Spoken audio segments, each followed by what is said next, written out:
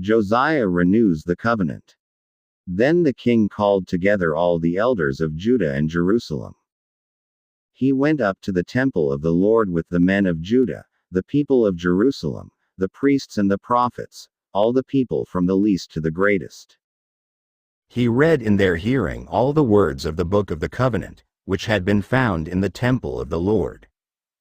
The king stood by the pillar and renewed the covenant in the presence of the Lord, to follow the Lord and keep his commands, regulations and decrees with all his heart and all his soul, thus confirming the words of the covenant written in this book. Then all the people pledged themselves to the covenant. The king ordered Hilkiah the high priest, the priests next in rank and the doorkeepers to remove from the temple of the Lord all the articles made for Baal and Asherah and all the starry hosts. He burned them outside Jerusalem in the fields of the Kidron Valley and took the ashes to Bethel. He did away with the pagan priests appointed by the kings of Judah to burn incense on the high places of the towns of Judah and on those around Jerusalem, those who burned incense to Baal, to the sun and moon, to the constellations and to all the starry hosts. He took the Asherah pole from the temple of the Lord to the Kidron Valley outside Jerusalem and burned it there. He ground it to powder and scattered the dust over the graves of the common people. He also tore down the quarters of the male shrine prostitutes, which were in the temple of the Lord and where women did weaving for Asherah. Josiah brought all the priests from the towns of Judah and desecrated the high places, from Geba to Beersheba, where the priests had burned incense. He broke down the shrines at the gates, at the entrance to the gate of Joshua, the city governor, which is on the left of the city gate. Although the priests of the high places did not serve at the altar of the Lord in Jerusalem, they ate unleavened bread with their fellow priests. He desecrated Topheth, which was in the valley of Ben Hinnom, so no one could use it to sacrifice his son or daughter in the fire to Molech. He removed from the entrance to the temple of the Lord the horses that the kings of Judah had dedicated to the sun. They were in the court near the room of an official named Nathan-Melech. Josiah then burned the chariots dedicated to the sun. He pulled down the altars the kings of Judah had erected on the roof near the upper room of Ahaz, and the altars Manasseh had built in the two courts of the temple of the Lord. He removed them from there, smashed them to pieces and threw the rubble into the Kidron Valley. The king also desecrated the high places that were east of Jerusalem on the south of the hill of corruption. The one Solomon king of Israel had built for Ashtoreth the vile goddess of the Sidonians, for Chemosh the vile god of Moab, and for Molech the detestable god of the people of Ammon. Josiah smashed the sacred stones and cut down the Asherah poles and covered the sites with human bones.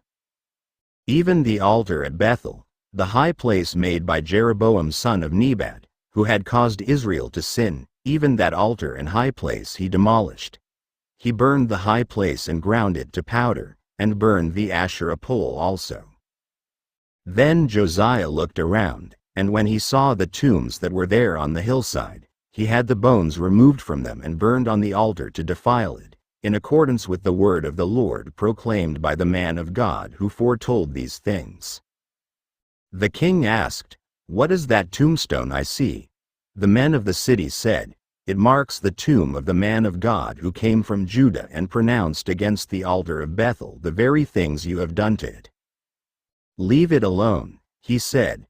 "Don't let anyone disturb his bones." So they spared his bones and those of the prophet who had come from Samaria. Just as he had done at Bethel, Josiah removed and defiled all the shrines at the high places that the kings of Israel had built in the towns of Samaria that had provoked the Lord to anger. Josiah slaughtered all the priests of those high places on the altars and burned human bones on them. Then he went back to Jerusalem. The king gave this order to all the people: "Celebrate the Passover to the Lord your God, as it is written in this book of the covenant. Not since the days of the judges who led Israel, nor throughout the days of the kings of Israel and the kings of Judah, had any such Passover been observed. But in the 18th year of King Josiah, This Passover was celebrated to the Lord in Jerusalem. Furthermore, Josiah got rid of the mediums and spiritists, the household gods, the idols, and all the other detestable things seen in Judah and Jerusalem. This he did to fulfill the requirements of the law written in the book that Hilkiah the priest had discovered in the temple of the Lord. Neither before nor after Josiah was there a king like him who turned to the Lord as he did, with all his heart and with all his soul and with all his strength, in accordance with all the law of Moses. Nevertheless, the Lord did not turn away from the heat of his fierce anger, which burned against Judah because of all that Manasseh had done to provoke him to anger. So the Lord said, I will remove Judah also from my presence as I removed Israel, and I will reject Jerusalem, the city I chose, and this temple, about which I said, There shall my name be. As for the other events of Josiah's reign, and all he did, are they not written in the book of the annals of the kings of Judah? While Josiah was king, Pharaoh Necho king of Egypt went up to the Euphrates River to help the king of Assyria. King Josiah marched out to meet him in battle, but Necho faced him and killed him at Megiddo. Josiah's servants brought his body in a chariot from Megiddo to Jerusalem and buried him in his own tomb. And the people of the land took Jehoahaz son of Josiah and anointed him and made him king in place of his father.